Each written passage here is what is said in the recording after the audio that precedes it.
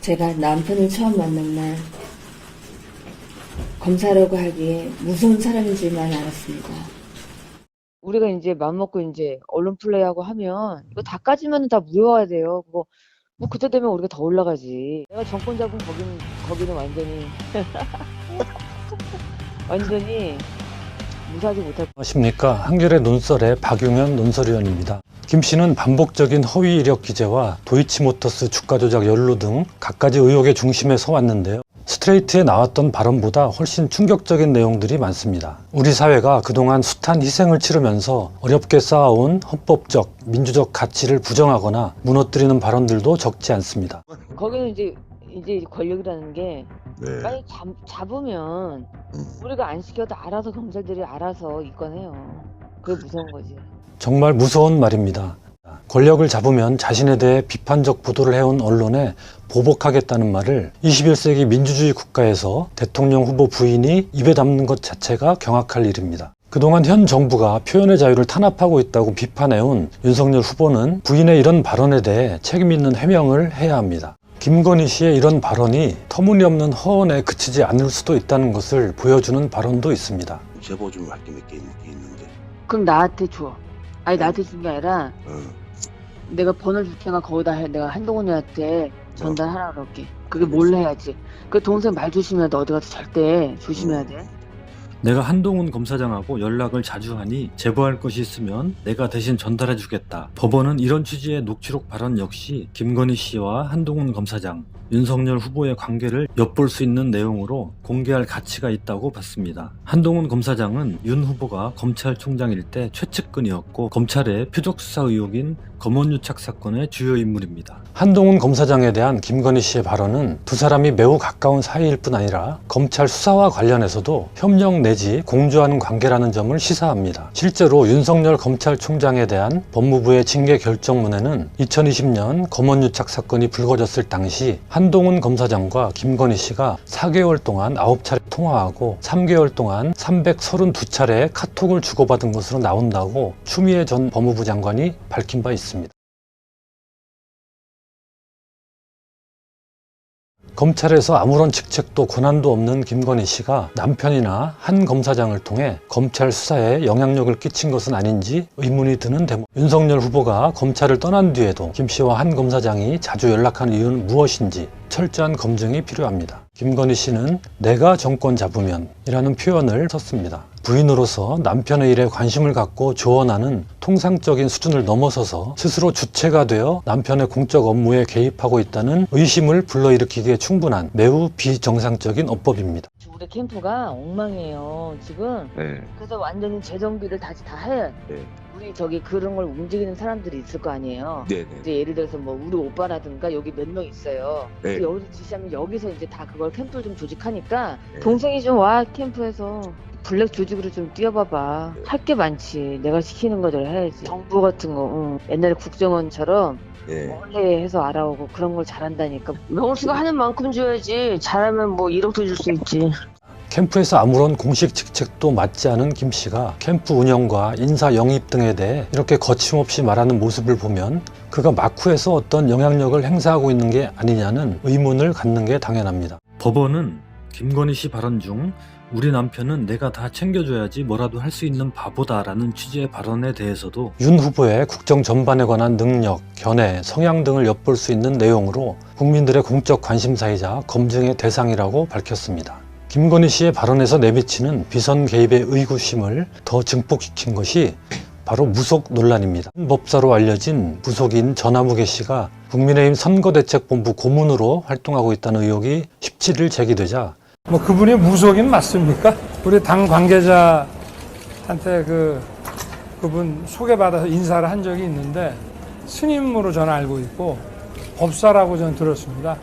뭐 무슨 일정 메시지를 막 참 황당한 얘기입니다. 그러나 건진 법사 전 씨가 경선 캠프 사무실에서 윤 후보를 안내하며 직원들을 소개하고 윤 후보의 어깨와 등을 툭툭 치는 등 예사롭지 않은 관계임을 보여주는 동영상이 곧이어 공개됐습니다.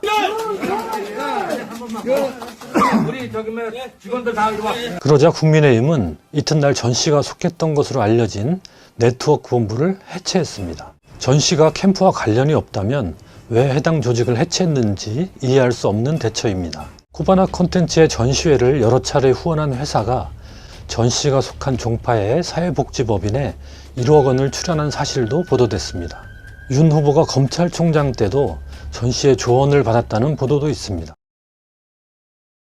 제기하기에 충분합니다. 안보 분야는 물론 국익을 두고 소리 없는 전쟁이 벌어지는 외교 분야, 국가의 미래를 결정짓는 경제, 사회, 문화 등 국내 정책, 공정하고 합리적이어야 할 광범위한 국정조정 등 대통령의 중차대한 직무에 무속이 개입할 가능성은 단 한치도 허용될 수 없습니다. 이 건진법사라는 이 인물이 핵심 인물이잖아요. 네. 어떤 인물인지 좀 나온 게 있나요?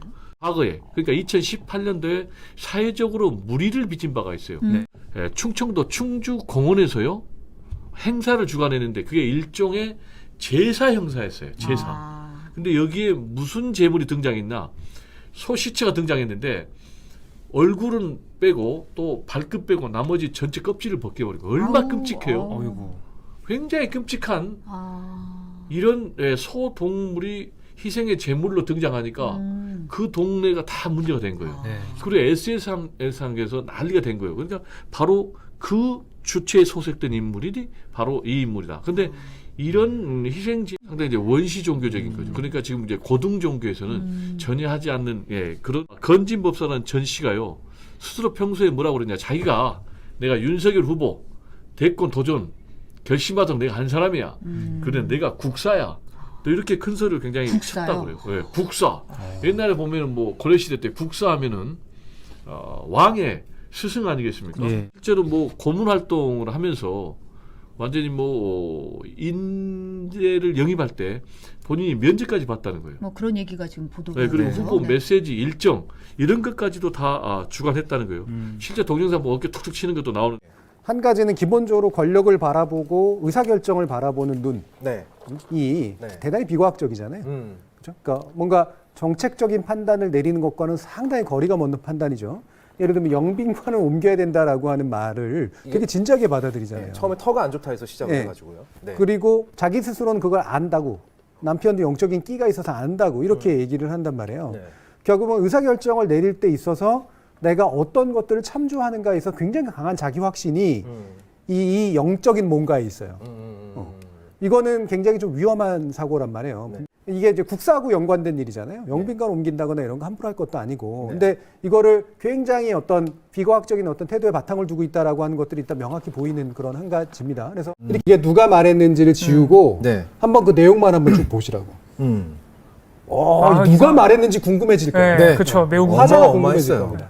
근데 그 화자가 김건희 씨다로 별거 아니네 이렇게 나오는 거고 그 화자를 딴 사람으로 집어넣으면 상당히 크게 반응이 아마 나올 거예요. 내용 자체에 주목을 해야 됩니다. 계속 도이치모터스 여러 가지 지금 뭐 7시간 뭐 녹취 뭐 이런 것도 그렇지만은 사생활의 문제와 범죄의 문제는 전혀 결이 다른 거잖아요. 특히 주가 조작이라는 거는 매우 중대한 범죄고 형량도 세거든요. 그런데 어쨌든 그 여러 가지 정황 그 자료들이 내사 보고서가 2013년도에 경찰이 작성한 거나 거기 김건희 씨 이름이 등장하고 그런 거로 보니 매우 의혹이 있다. 가장 확실한 거는 어쨌든 주가 조작을 하면 계좌, 증권 계좌가 있어야 되는 거 아니에요. 증거가 있는 거죠. 그렇죠. 그 계좌를 김건희 씨가 본인 명의로 했던 그 본인 명의 계좌를 다 공개하면 되는 거예요.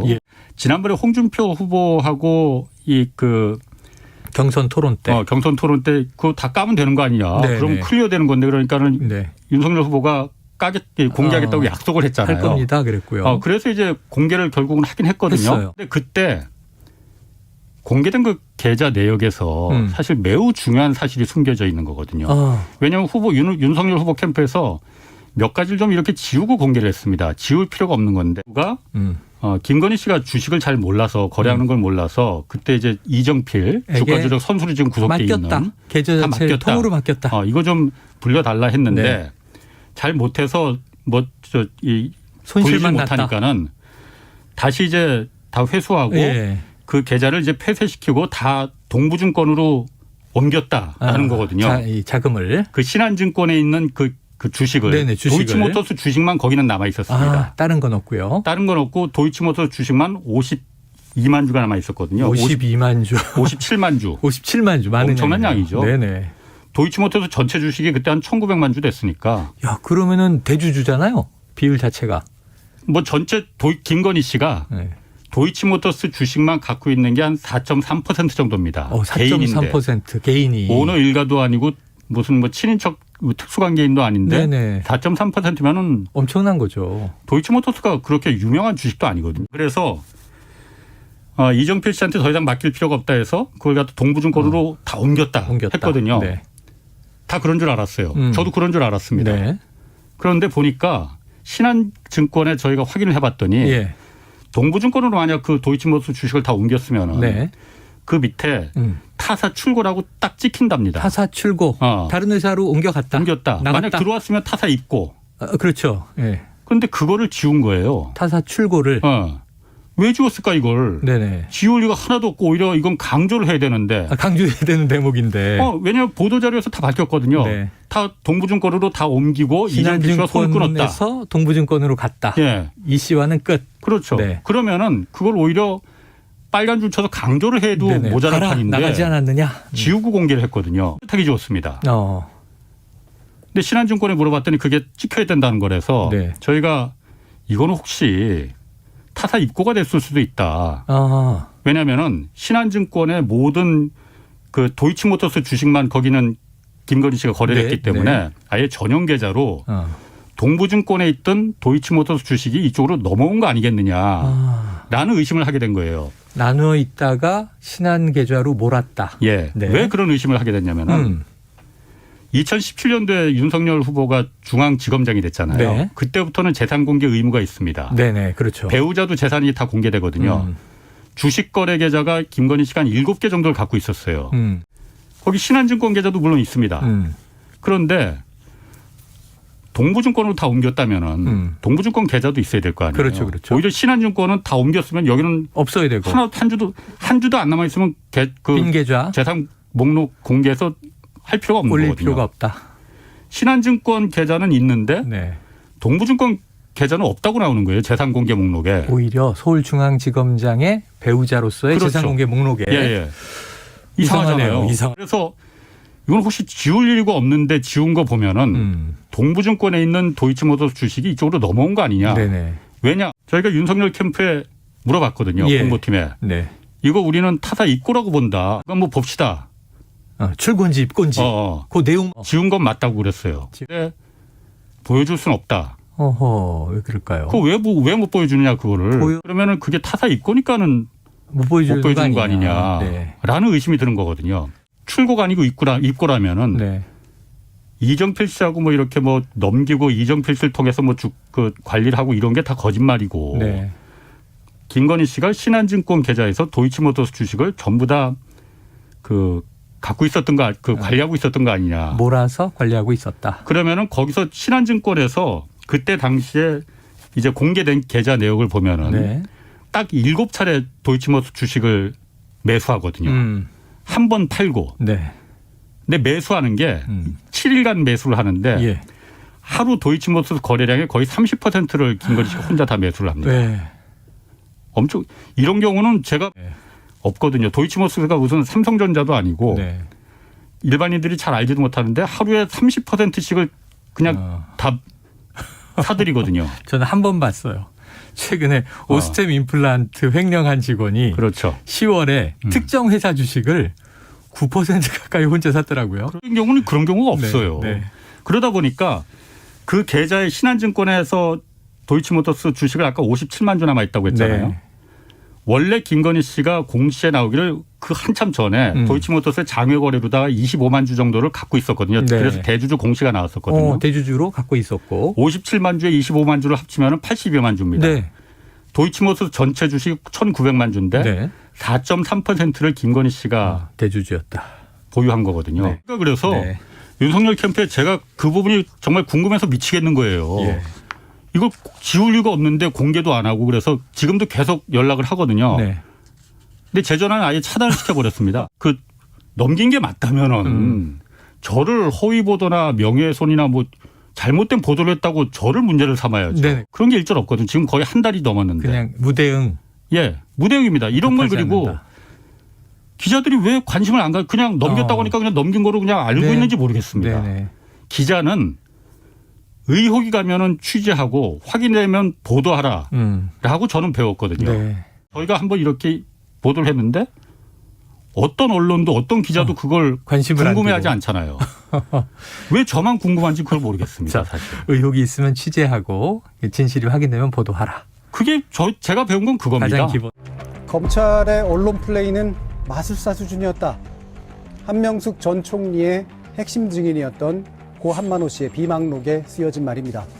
이야기를 만드는 자와 이야기를 퍼뜨리는 자가 만나야 작동을 합니다. 그렇다면 이 언론과 검찰은 왜 이렇게 만났을까요?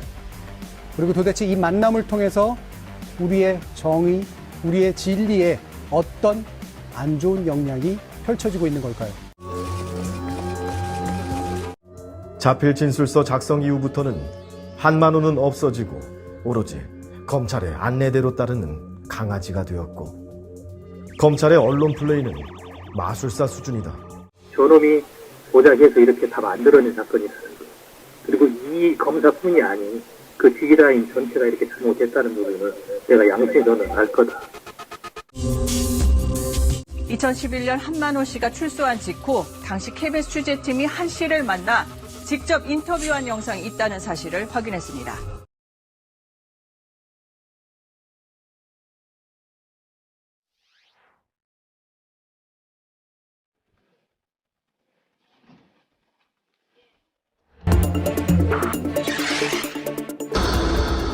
한만호 전 한신건영 대표가 돈을 준 사실이 없다며 돌연 법정에서 진술을 뒤집은 게 그 다음에 이 한만호 씨를 위증 혐의로 기소를 해버리잖아요.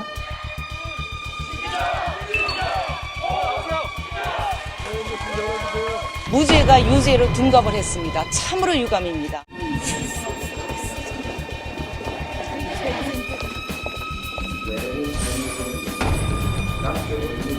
내용이 현실성이 없어서 짧지 않았던 2년 동안 정말 가혹했던 고통이 있었지만 새로운 세상을 드디어 만나게 됐습니다. 한명숙 총리가 유죄냐 무죄냐를 따지기 위해서 재조명한 건 아니고요. 검찰이 갖고 있는 어떤 막강한 권력, 수사와 기소를 동시에 한다는 이 권력이 감시받지 않는 어떤 밀실에서 행사될 때 과연 어떤 일이 벌어질 수 있는가를 보여주고 싶었던 거거든요. 특히 특수부 검찰의 어두운 수사 관행을 저희가 취재하는 데 의미가 있다고 생각을 해요. 한명숙 전 총리 사건 진행될 때 어떠셨어요?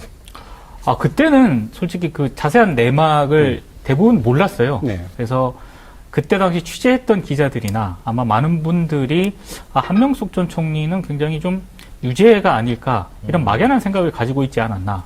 저 역시 약간 그 범주에서 벗어나지는 못했던 것 같아요. 지금. 언론이 만들어내는 분위기나 언론에서 공급되는 정보를 그렇죠. 스스로 파고들지 않으면 사실은 그 전반적인 분위기에 영향을 상당히 받을 수밖에 없다라는 그런 측면이 분명히 있는 것 같아요. 네. 당시에는 언론이 전혀 보도를 하지 않았습니다. 찾아간 기자분들 딱 한 분이셨다고 들었어요. 그러니까 이제 출소했을 때 한만호 씨가 찾아간 기자가 딱 한 명이었는데요. 근데 한만호 비망록과 관련해서는요. 왜 이렇게 당시 주목을 기자들이 안 했던 걸까? 전체를 본 기자가 과연 한국에서 그때 당시 몇 명이나 됐을까? 저는 거의 없다라고 생각해요. 많은 기자들이 반성해야 될 대목이라고. 이제 아마 일반적인 방법이었다고 한다면 검찰이 보통은 이제 이런 것들을 이제 많이 언론에게 흘려주고 자신에게 유리했다면 더 많은 이야기들을 하고 그랬을 텐데 이 상태가 이제 말씀하신 것처럼 유죄 입증을 위해서 그렇게까지 유리한 증거는 또한 아니었던 측면도 좀 있었기 때문에 그만큼 언론의 관심도도 좀 덜하고. 먼저 조선일보의 5월 21일자 여 177석 힘으로 한명숙 유죄 뒤집기 기사입니다. 여권은 20일 불법 정치자금을 받은 혐의로 유죄가 확정돼 불격한 한명숙 전 국무총리의 판결 뒤집기에 나섰다. 여당이 177석을 확보한 21대 국회가 오는 30일 개원하면 정부 여당은 한 전 총리 복권은 물론 검찰 법원 손보기 작업에 착수할 것이라는 관측이 나온다. 다음은 매일경제의 5월 22일자 야 이제 와서 한명숙 재조사 윤미향 물타기 하나. 기사입니다. 황교안 통합당 부대변인은 윤미향 더불어민주당 비례대표 당선인과 정의기억연대 의혹이 걷잡을 수 없이 퍼지자 국민 시선을 돌리려는 전형적인 물타기 시도라며 한 전 총리를 되살릴 국리를 할 시간에 윤 당선인에 대한 조치부터 하라고 주장했다. 그 밖에 서울신문 5월 21일자 한명숙 사건 재심은 바늘구멍, 여권 공수처 카드는 효과 의문, 동아일보 5월 20일자 여 한명숙 사건 재조사 공식 촉구, 검찰 개혁 위한 포석 등이 있습니다. 기자님 어떻게 판단하세요? 그러니까 정쟁화 프레임으로 가져가겠다라는 전략이 어느 정도 깔려 있는 것 같아요. 그러니까 저는 뉴스타파가 한만호 비망록을 공개를 했을 때요. 그 뉴스타파 취재했던 기자들도 분명히 얘기한 포인트가 있습니다. 이 보도를 한 취지는 한명숙 전 총리가 뭐 유죄냐 무죄냐 이걸 지금 와서 판단하겠다는 그런 취지가 절대 아니다. 어떤 취지였냐면은 한만호라는 그 사람이 검찰 수사를 받는 과정에서 굉장히 불법적이고 위법적으로 인권 탄압 이런 거를 만약에 받았다면 그 자체로 검찰 수사에 상당히 문제가 있는 것이고 이제 이런 부분을 조명을 하고자라고 했다고 분명히 밝히고 있거든요. 근데 지금 정쟁화 프레임으로 자꾸 가져가면서 한명숙 전 총리가 지금 와서 무죄란 얘기냐라는 프레임으로 자꾸 보도를 하지 않습니까? 그 밑바탕에 깔려있는 어떤 그런 의도는 4월 총선에서 거대 여당이 되더니 이제는 과거의 대법원의 확정 판결마저도 이 거대 여당의 힘으로 뒤집으려고 한다. 이런 어떤 이미지를 계속 심어주려고 했던 그런 의도가 좀 깔려있는 게 아닌가. 강기석 뉴스통신진흥회 이사장이시고요. 그 당시 이제 경향신문 기자이시기도 합니다.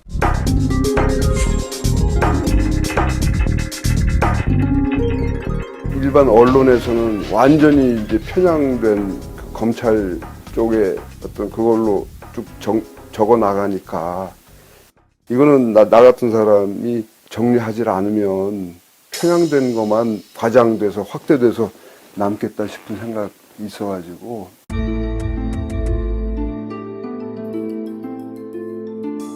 재판이 검찰 측 신문이 먼저 이루어지고 그 다음에 이제 변호인단 이제 신문이 이제 반대 신문이 이제 이루어지는데 검찰은 최대한도로 이제 시간을 늘려가지고 신문들 마감 시간, 저녁 그 방송들 저녁 뉴스 시간 직전까지 끌어가더라고. 변호인단 신문이 이제 이어서 이루어지면 증인들이 또 듣기로는 완전히 반대되는 이 증언을 해요. 그래서 그 재판을 끝까지 다 지켜봐야 진실을 좀 알 수가 있는데 이 기자들이 왔다가 검찰 측 이 신문이 끝나면 우르르 다 나가. 그러면 그날 저녁 뉴스나 그 다음날 아침에 신문에는 검찰 측이 주도한 그 신문 내용들이 주로 나오더라고요. 검찰이 참 교묘하게 언론을 다루는구나 하는 느낌. 완전 내 판단에는 언론이 검찰하고 한 몸으로 놀고 있기 때문에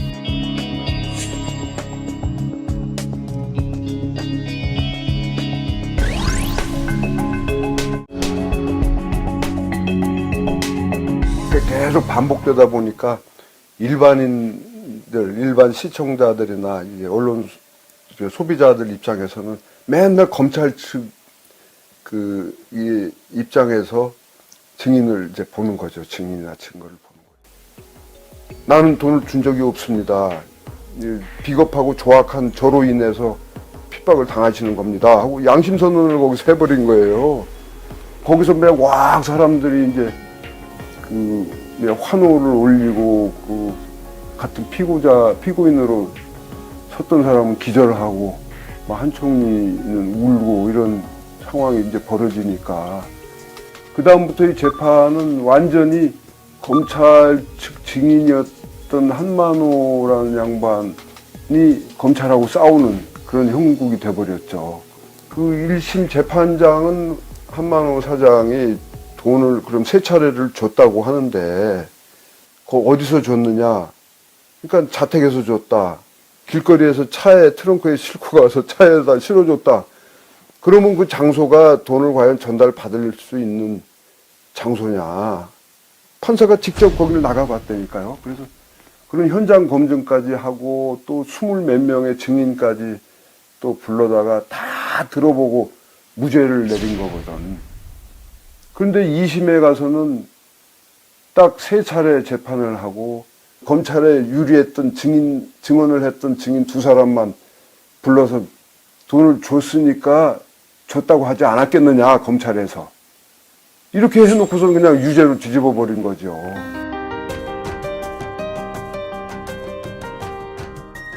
내가 검찰 출입 안 한 건 다행이라고 생각하는데, 검찰이 자기들은 살아있는 권력이 뭐 청와대 정치 권력, 대통령 권력이라고, 살아있는 권력이라고 이렇게 얘기를 하면서 실질적으로 한꺼풀 들여다보면은 영원히 살아있는 권력은 검찰과 언론이에요. 제가 볼 때. 그 많은 분들이 검언유착, 검찰과 언론의 유착 관계다 이렇게 얘기를 하는데요. 이전 사건에서도 그런 내용들이 충분히 있었습니다. 사실 그 가장 극단적인 사례로는 고 노무현 대통령에 대한 그 수사 과정에서 끊임없이 언론에 검찰이 정보를 흘리고 그거를 언론이 또 확대 재생산해내고 그걸 바탕으로서 또 수사의 방향을 잡고 이렇게. 커뮤니티 같은 데 이제 보면은 어떤 이런 사건이 터지면 이런 댓글이 많이 달려요. 중립기여를 받고 기다리자. 나는 아직 판단을 하지 않겠다. 유보하겠다라는 댓글이 많이 달리는데, 저는 이런 기사들이 계속 나오게 되면 아예 이렇게 기울어져 버리는 것 같아요. 네. 중립기여를 받고 있는데 오르막길이면 차가 뒤로 가지 않습니까? 그러니까 이런 기사들의 효과는 그렇게 판단을 유보하고 있던 사람들을 잠정적으로 판단을 그쪽으로 내리게 만드는 그런. 되게 좋은 비유네요. 네. 시민들은 나름대로 중립기여를 받고 기다리고 있는데 밑에 있는 그 땅 자체가 이렇게 딱 올라가거나 내려가는 방향이 되면서 아무리 중립을 해도 방향이 정해져 버리는 상태가 생긴다라는 거죠. 저 어떻게 이런 얘기를 했죠? 깜짝 놀라요. 네. 그러니까 한만호 씨가 처음에 검찰 수사에 협조를 하거든요. 협조를 하면서 전제 조건을 하나 약속을 받아냅니다. 자신의 그 협조와 진술을 그때 당시 선거에 절대로 활용하지 않는다.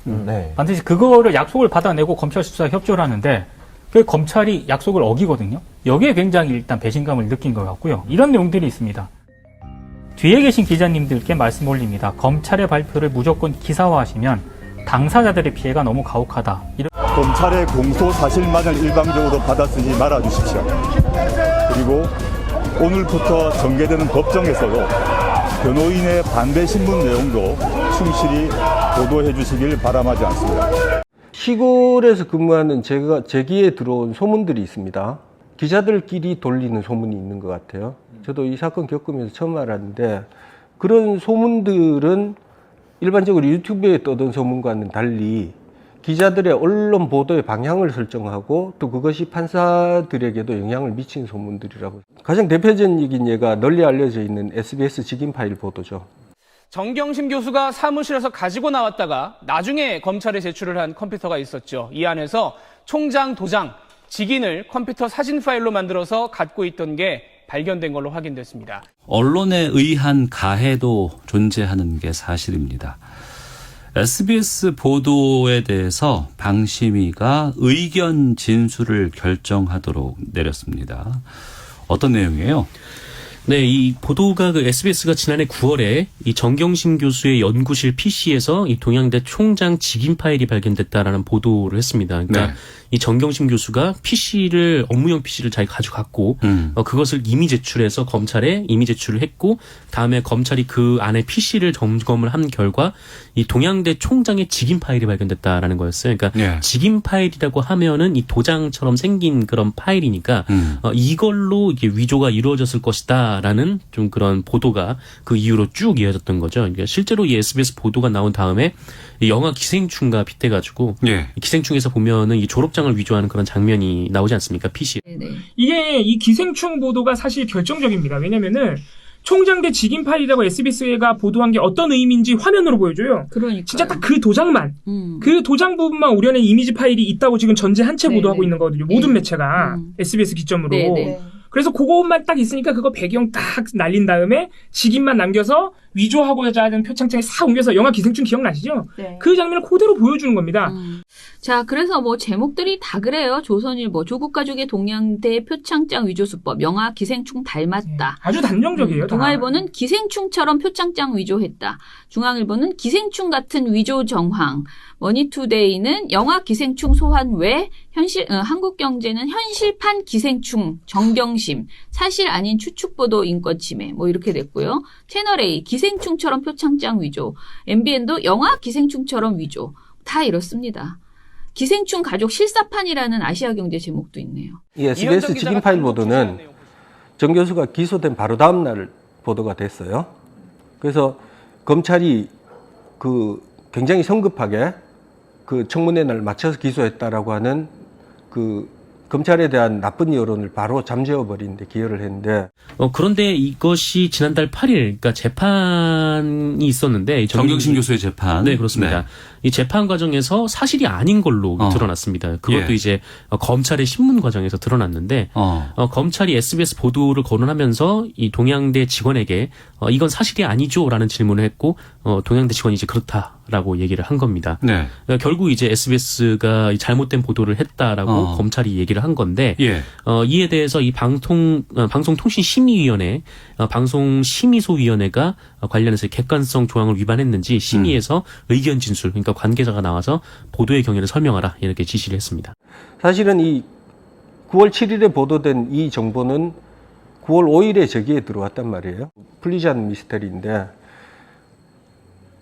연구실 PC를 김영록 차장이 이미 제출을 했는데 그거를 포렌식을 했는데 오늘 그 포렌식에 참관했던 우리 변호사가 갔다 와서 내 연구실 PC에서 총장님 직인 파일이 나왔대요. 도대체 어떻게 그런 게 들어있을 수 있어요? 라고 나한테 물었어요. 그로부터 7개월인가 8개월 뒤에 법정에서 밝혀졌잖아요. 정 교수님 연구실 PC에는 총장 직인 파일이 들어있지 않았다. 이거는 전혀 사실이 아니에요. 그런데 그러면 이런 종류의 찌라시들이 기자들 사이에 공유가 됐다면 어떤 인상을 가졌을까?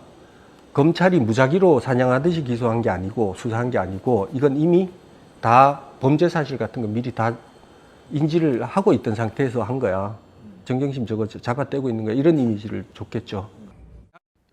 조국 전 장관 딸 표창장 관련 사건과 관련해서 최성해 전 동양대 총장의 수상한 행보에 대해 집중 보도하고 있습니다. 이번에는 최 전 총장과 언론과의 유착 의혹인데요. 언론들이 유난히 최 전 총장에게 우호적이었고 최 전 총장은 언론이 자신을 도와주기로 되어 있다고 직접 말하기도 했습니다. 신병철 기자의 단독 보도입니다. 최성해 전 총장의 발언과 행동에는 의심쩍은 부분이 많았지만 언론은 침묵으로 일관했습니다. 야당과의 유착 의혹도 그랬습니다. 최 전 총장은 검찰의 동양대 압수수색 일주일 전인 2019년 8월 27일 서울 63빌딩 중식당에서 야당 인사를 만났습니다. 8월 2일부터 총장님이 한번 준비 다 해놓았는데 어떻게 할 줄 알았어. 그렇게 해서는 27일 바로 서울 올라가가 김병주하고 우동기하고 전부 다 서울 올라가 서울서 다 만났죠. 아니 그러면 뭐 최결 씨가 제일 가까이 시기네. 경험했을까 아니라요. 무야할까. 김병준 전 자유한국당 비대위원장은 친한 사이지만 만남은 부인했습니다. 자, 내가 다 아는 사람입니다. 잘 친한 사람이고 최성해 총장 오케이. 나하고 가까워. 그다음에 우동기 가까워. 친구야. 최성해 총장이 같이 끼어가지고 만난 거는 한 번인가 두 번인가 있지 따로따로 다 봤다고. 2019년 9월 최성해 전 동양대 총장은 야당과 유착 의혹이 일자 대학 관계자들에게 걱정할 필요가 없다고 말합니다. 모든 언론사에서 다 내편이 돼갖고 우리 학교에서 불이익을 준다든지 아니면 뭐 이런 여러 가지 뭐 그래 하면 무조건 다 때리기로 했어. 지난해 3월 최성해 전 총장이 야당의 비례대표 상위권 공천을 제안받았다는 육성 파일이 최근 나왔습니다. 당시 야당 원내대표였던 주호영 의원과 통화해 야당 유착설이 일었습니다. 하지만 언론은 역시 이슈하지 않았습니다. 그보다 1년 8개월 전인 2019년 9월 유시민 전 장관이 최 전 총장과 통화했을 때는 대부분 언론들이 외압이라면서 수백 건의 기사를 쓴 것과는 너무도 다른 반응입니다. 최 전 총장의 위증과 증거인멸 논란에서도 언론은 소극적이기만 했습니다. 상장 대장에 기록이 되지 않고 나간 표창장이 많았고 그 대장이 소각된 사실이 확인돼서도 관심을 갖는 언론은 거의 없었습니다. 최 전 총장의 학력 허위 기재 사실이 드러나 해임될 위기에 빠졌을 때도 대부분 언론들은 보복이라면서 옹호하는 기사를 쏟아냈습니다. 최성해 전 동양대 총장의 수상한 행보에 많은 언론이 왜 이렇게 우호적인가에 시민사회단체들은 의혹의 눈초리를 보내고 있습니다. 흔히 말하는 이 사건이 초기에 알려졌을 때 언론사들이 객관적으로 설 수도 있었잖아요. 그런데 굉장히 많은 언론들이 정말 이게 거의 뭐 최순실 사건처럼 이렇게 몰아서 이렇게 가고 집 앞에 진을 치기까지 했는데 왜 이 온 세상이 한 방향이었을까를 생각하면 검사들에 대해서 느낀 거는 스토리텔러다라는 느낌을 받았어요. 검사들은 정경심 교수에 관한 물증이라 할 수 있는 많은 걸 확보하고 어떤 그를 탄핵한다고 하나 할 수 있는 스토리를 만들어내는데 그것이 중간에 맞지 않으면은 이 자료를 가지고 또 스토리를 바꿔가면서 계속 할 수 있는데 정 교수는 자신의 모든 것을 빼앗기고 가한부도 제대로 못 받은 상태에서 기억에 의존해서 한단 말이에요.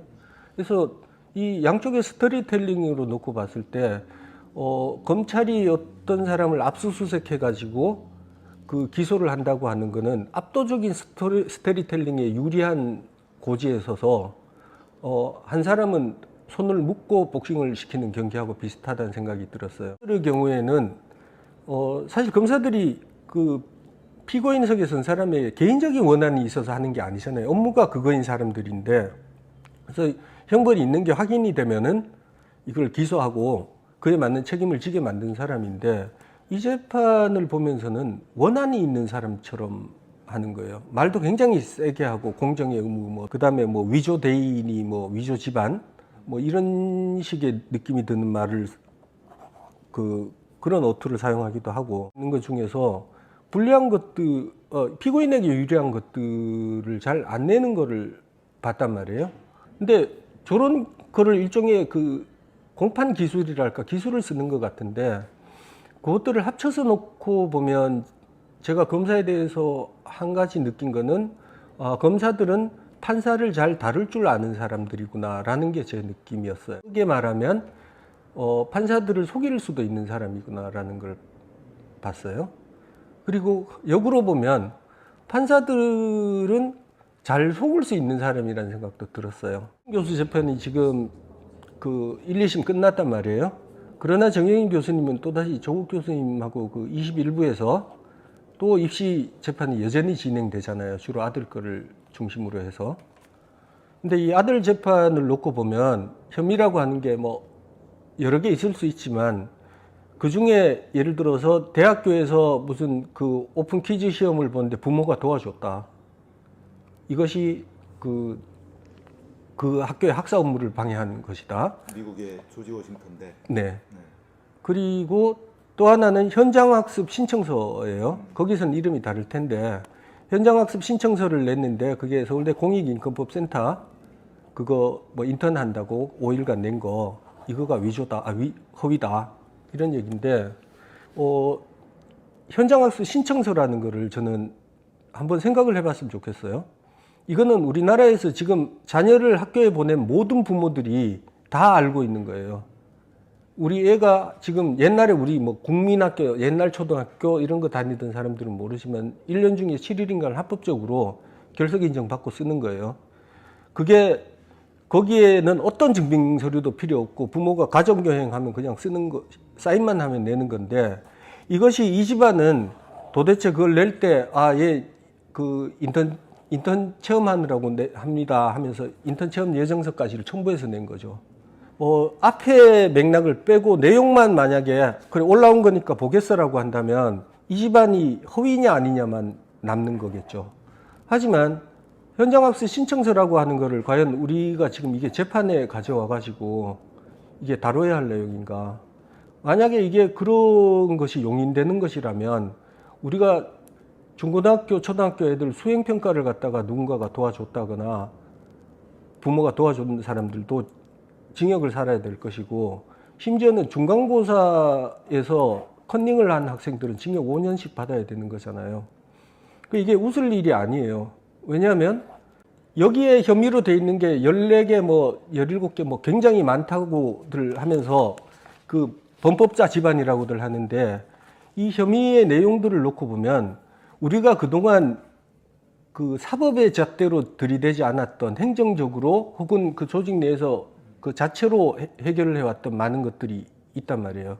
근데 이것들이 지금 사법의 잣대를 들이고 재판정에 서서 징역 얘기가 왔다 갔다 하고 있다면 이것은 우리 국민 일상의 가장 미시적까지도 이 사법의 통제하에 우리 스스로가 그 놓여진 걸 용인하겠다는 거거든요. 저는 이거는 굉장히 무시무시한 공포를 느껴야 하는 현상이라고 생각을. 우리나라 사법에서 지금 제일 큰 문제는 예측 불가능성이라는 게 제 결론이에요. 이 재판이 유죄 날지 무죄 날지를 몰라요. 그렇게 오래 재판을 했는데 우리나라에 있는 모든 국가 서비스들 중에서 이렇게 앞날을 예측할 수 없는 서비스가 있을까? 예를 들면 정경심 교수님 재판을 이렇게 진행할 때 보면 1심에서 놓고 보면 IP가 되게 중요했었잖아요. 이 PC가 서울에 있었다 아니다. 그 다음에 2심이 되고 나면은 또 IP가 밝혀지고 공육이 밝혀지고 나면은 또 뭐 포렌식 가지고도 한참 싸웠죠. 근데 막상 판결문을 놓고 보면은 뭐 PC의 위치가 중요한 게 아니다. 뭐 인턴 확인 증명서를 보면 뭐 복학기도 중요한 게 아니고. 돌이켜 생각하면 이게 중요할 것 같으면 처음부터 그럼 이거를 중요하다고 이거를 설명해 보라고 했어야지. 그럼 그 앞에 왜 그 긴 시간 동안 변호인이나 저나 공육이 제가 찾고 뭐 이런데 자다가 새벽에 일어나서 뒤지고 이렇게 했는데 이게 중요하지 않을 거면 왜 그렇게 많은 시간을 보냈으며 정작의 결과에 가서는 딴 게 나오는가. 사법이라고 하는 게 존중받는 그 사법의 신성성, 권위라고 하는 것은 뭔가 표준화되고 예측 가능한 형태로 이 진행될 때 받는 그 존중이 진정한 존중인 것이지 양형도 비슷한데 어떤 사람은 4년 받고 어떤 사람은 뭐 1년 받고. 손희 씨를 둘러싼 허위 경력 의혹은 이뿐만이 아닙니다. 확인된 것만도 모두 5개 대학에 가짜로 의심되는 이력서를 제출했고요. 윤석열 후보와 결혼을 한 뒤에도 이런 일이 반복됐던 것으로 드러났습니다. 이에 대해서 윤 후보는 금시초문이라고 주장을 했지만 정치권에선 조국 전 장관 때랑은 너무 다르다면서 윤석열의 내로남불이라는 비판이 쏟아졌습니다. 김건희 씨가 윤석열 후보와 결혼한 다음 해인 지난 2013년 안양대 겸임교원에 지원하면서 제출한 이력서입니다. 수상 내역에 2004년 서울국제 애니메이션 페스티벌 우수상을 받았다고 돼 있습니다. 하지만 주최 측은 김건희 씨나 개명전 이름인 김명신 씨에게 상을 준 적은 없다고 밝혔습니다. 그래서인지 김 씨는 본인이 받았다면서도 무슨 상인지조차 오락가락했습니다. 2007년 수원여대에 제출한 이력서에는 2004년 서울국제 애니메이션 페스티벌에서 우수상이 아닌 대상을 받은 걸로 돼 있습니다. 윤 후보와 결혼한 이후만 봐도 허위 경력 의혹은 또 있습니다. 지난 2014년 국민대 겸임교수로 지원할 때 김 씨는 기업인들이 많이 오는 서울대 경영전문대학원에서 경영전문 석사를 했으면서도 서울대 경영학과 석사라고 허위로 기재했습니다.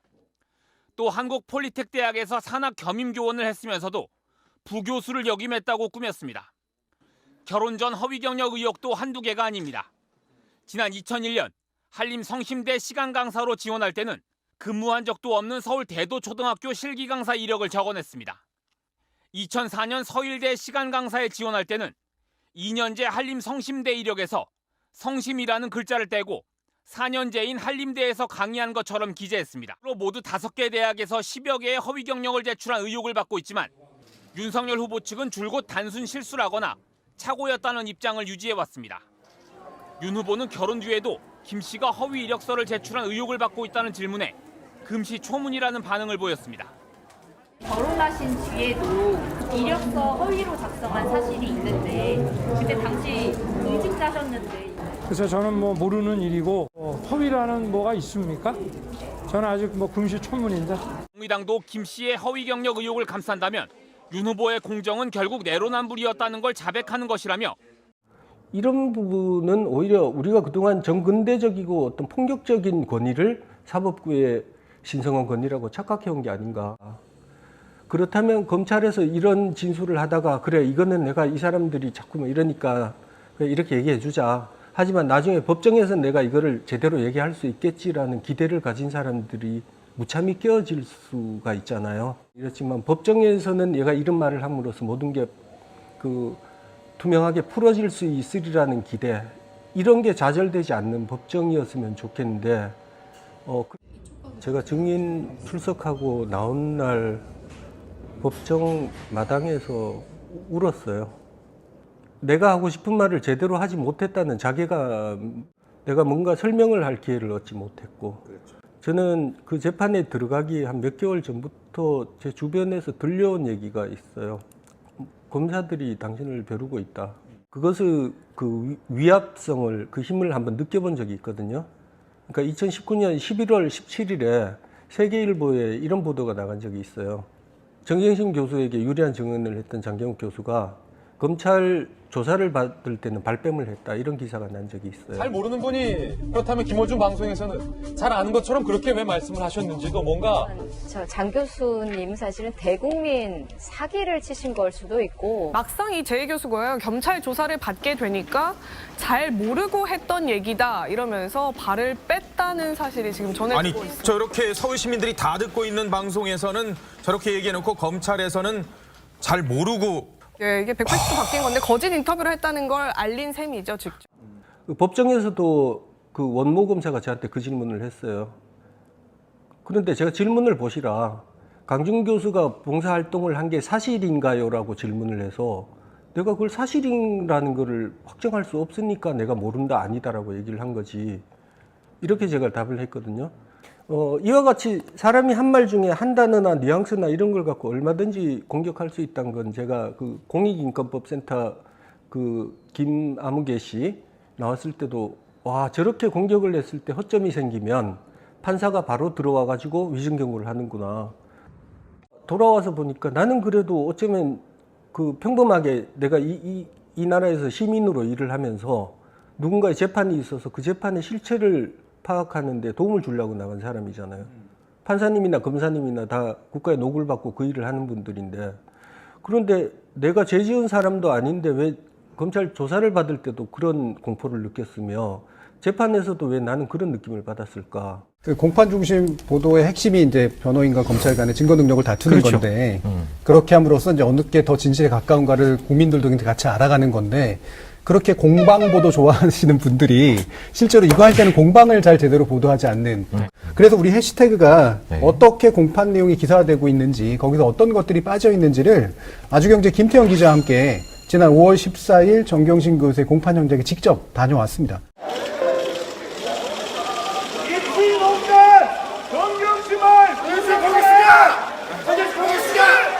석방호 첫 재판 출석인데 심경한 말씀만 부탁드리겠습니다. 건강을 챙긴 후에 재판에 성실히 임하겠습니다. 자녀 비리 입시와 관련해서 국민 정서와는 좀 변한다는 얘기가 있는데 국민들하고 함께 갈 수 없으신가요?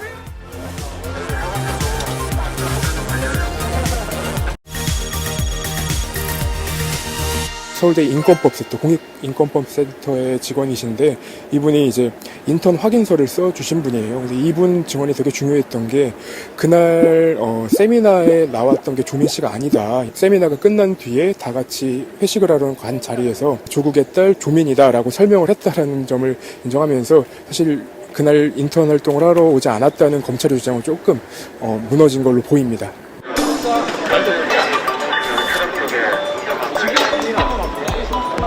뉴스라고 한다면 변호인 측의 주장에서 달라진 부분, 그리고 증인들이 검찰에서 얘기했던 것과 달라지면 그거를 써야 뉴스인데, 뭐 다른 언론사의 기사를 보면은 그 재판부가 굉장히 질타를 한 것처럼 나와요. 사실 그날 이 서울대 교수가 얘기했던 건 세미나 참석한 건 분명하다. 근데 조국 딸 조민이라고 얘기를 했는지 아니면 조국 딸이라고까지만 얘기를 했는지 그 부분에 대해서 재판부가 좀 질타를 한 건데 아예 안 나온 것처럼 기사가 나와서 좀 당황한 적이 있습니다.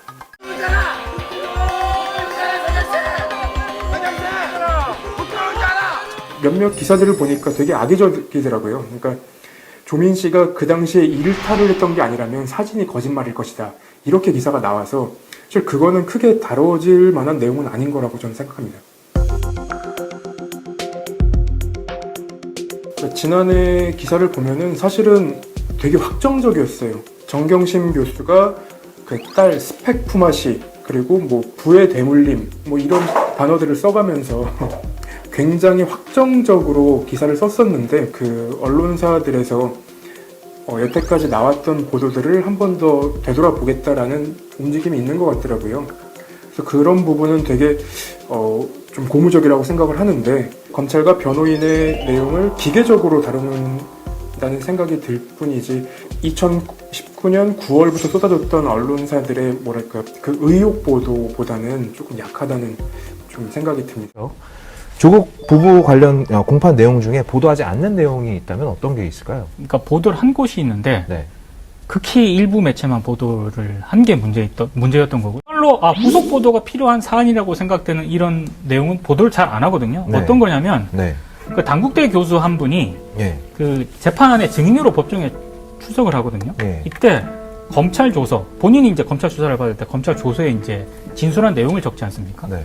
그러니까 자기가 하지도 않은 말이 조서에 적혀 있더라. 검찰 측에서 원하는 답이 나오지 않으면 나올 때까지 검찰이 입씨름을 걸어왔다. 네. 사실은 이 부분은 후속 보도가 필요한 저는 부분이라고 보고, 정말로 그 검찰이 그런 식으로 단국대 교수에게 입씨름을 걸어왔다면은 네. 실제로 그게 압박이었는지 아니면 본인이 하지도 않은 말이 검찰 조서에 적혀 있으면 그건 정말 심각한 문제거든요. 네네. 이런 부분들에 있어서 후속 보도가 이루어져야 되는데 네. 거의 없습니다. 오히려 이상한 대목이고요, 이거는. 언론들이 이제 보여주는 행태에서 문제점을 지적하는 단계들이 검찰하고의 이제 유착 관계가 이제 제일 좀 문제시 되고 있는데, 현재 검찰 개혁의 어떤 안하고 만약에 연결이 된다면 어떻게 하는 게 이런 식의 보도 행태들을 검찰 개혁을 위해서 좀 고치도록 하는 것하고 연결이 될 수가 있을까요? 일단은 검찰 자체가 이렇게 많은 권한을 가지고 있는 것을 좀 분산하고 서로 견제하는 것이 필요하죠. 그런 의미에서 본다면은 이번에 형사소송법 개정에서 나온 바와 같이 수사권과 기소권을 서로 분리함으로써 수사 과정에서 드러났던 그런 위협한 점이라든가 또는 그 증거가 부족한 부분이라든가 이런 것들을 기소 단계에서 검토하도록 하는 그런 시스템을 도입한 것은 굉장히 큰 의미가 있다. 검찰 개혁의 큰 산이다. 기소권을 분리함으로써 다른 기관에 맡기고 서로가 견제하도록 하는 것이죠. 그러한 한국의 법조 출입 기자단, 검찰 출입 기자단은 네. 검찰이 주는 정보라든가 검찰발 정보에 의존한 기사는 굉장히 많이 쓰는데 검찰을 감시하고 견제하는 역할, 그런 관련된 어떤 취재라든가 보도는 거의 전무한 실정이거든요. 근데 지금 기성언론과 검찰 출입 기자단이 쏟아내는 기사들은 여전히 전자에 치중이 돼 있다. 이 불일치를 극복하려는 노력을 기성언론들이 하지 않으면은 저는 계속 불신을 받을 수밖에 없다고 생각을 합니다. 조국 수사를 너무 많이 이렇게 공격을 했지, 검찰을. 그래서 검찰하고 이렇게 싸움이 된 거지.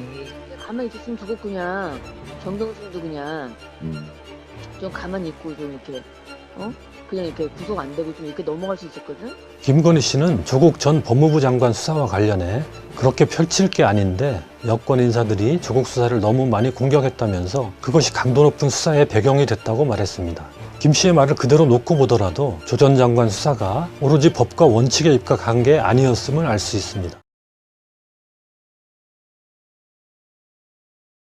검찰에 대한 외부의 공격에 대한 대응으로 수사를 강화했다는 것은 그 자체로 정치적 성격의 수사였다는 뜻이 됩니다.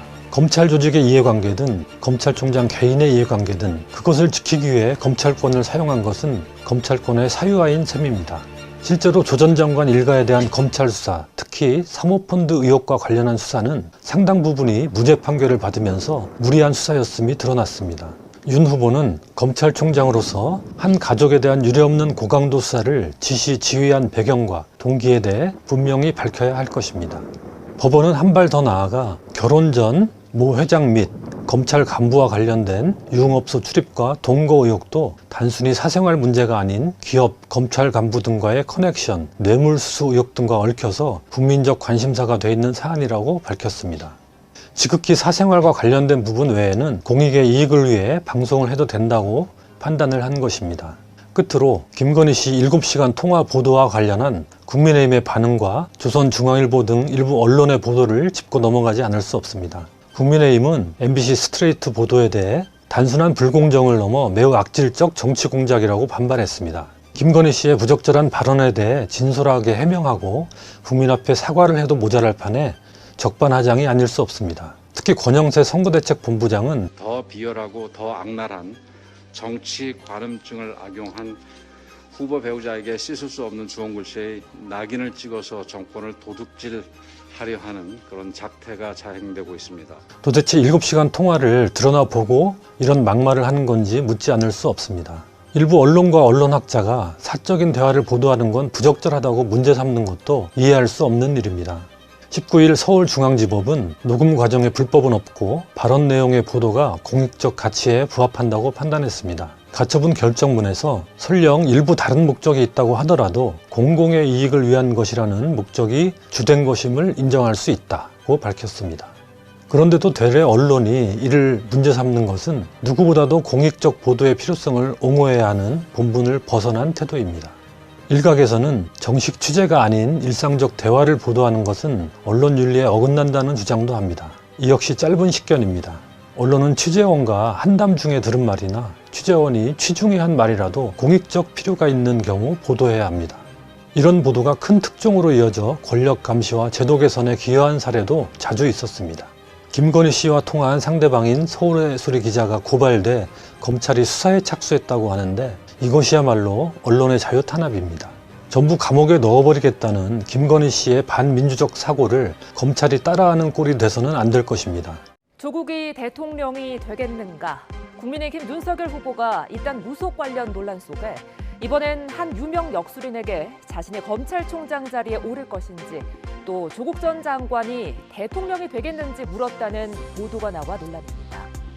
주역 전문가인 역술인 서대원 씨는 윤 후보가 서울중앙지검장이던 시절 그리고 검찰총장이 된 직후 각각 한 차례씩 총 2번 윤 후보를 만났다고 하는데요. 자신의 강의를 들은 윤 후보의 부인 김건희 씨가 남편을 좀 만나달라는 요청을 해 함께 식사를 간 게 첫 번째 만남이었다고 말합니다. 이때 당시 유력한 검찰총장 후보로 거론되던 윤 후보에게서 서 씨가 검찰총장이 되겠다고 말하자 윤 후보는 자신의 기수가 낮은데 그래도 되겠냐고 물어봤다고 하는데요. 직접 들어보시죠.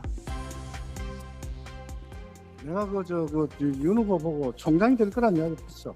그러니까 윤 후보가 내가 지금 현재 좀 기수가 늦는데 거절을 하면 기회가 오겠느냐 물어보더라고. 그래서 나는 오지 않는다 했지. 처음이자 마지막 기회가 오게 되니 반드시 잡으라고 했다는 겁니다. 몇 달 뒤 윤 후보는 검찰총장 자리에 오르게 되고 서 씨는 윤 후보와 식사를 한 차례 더 했다고 하는데요. 이 자리에서 서 씨는 윤 후보에게 당시 조국 장관과 친하게 지내라는 조언을 건넸다고 합니다. 계속해서 들어보시죠. 내가 좀 조국하고 친하게 지내라 그랬거든. 그래서 그 길이 당신을 인도해 줄 것이라 했는데 내 말을 안 들었고 조국하고 친하게 지내면 앞으로 상당히 길한 일이 생길 것이다 하는 이야기였습니다. 그런데 그 이야기를 안 하고 그렇게 안 하고 다른 사람들의 이야기 들으면 말이죠. 그러니까 그러고 난 뒤부터는 연락이 통통 없었습니다. 네, 이때 서 씨는 조 전 장관과의 관계에 대한 조언과 함께 윤 후보에게 9가지 지어줬다고 합니다. 법률의 최고봉, 법률가로서 최고의 자리에 오르라며 율산이라는 아호를 직접 써주고 이를 윤 후보 부부와 같이 든 사진도 공개했습니다. 그러고 나서 얼마 후 서 씨는 김 씨에게 전화가 걸려와 통화를 하는데 수화기 너머로 윤 후보가 조국이 대통령이 될 건지 물어봐라고 말하는 게 또렷이 들렸다고 주장했습니다. 중간에 전화를 하는데 요새 잘 지냈느냐 그냥 이렇게 자기 부인하고 이야기하면 뒤에 옆에서 목소리가 조국이 대통령 될 건가 물어봐 이 소리가 들리더라니까. 그때 내가 깜짝 놀랐죠. 이 통화가 윤 후보 부부와 서 씨의 마지막 연락이었다고 하는데요. 서 씨는 무속과 역술은 다르다며 윤 후보의 반복되는 무속 논란에 안타까운 마음에 인터뷰에 응했다고 말합니다. 내가 이야기가 지금 이거 너무 사술에 얽매여 있는데 그건 옳지 못한다는 이야기도 했지. 그게 바른 일이 아니거든요. 그렇지 않습니까? 그렇죠? 한국의 최고 어른이 되겠다는 사람이 그런 걸 하니까 내가. 서 씨와 윤 후보 부부의 만남 그리고 대화 내용에 대해 저희 제작진은 국민의힘 측에 반론 인터뷰를 요청했지만 아직 답을 듣진 못했습니다. 뉴스가 있는 저녁 윤보리입니다.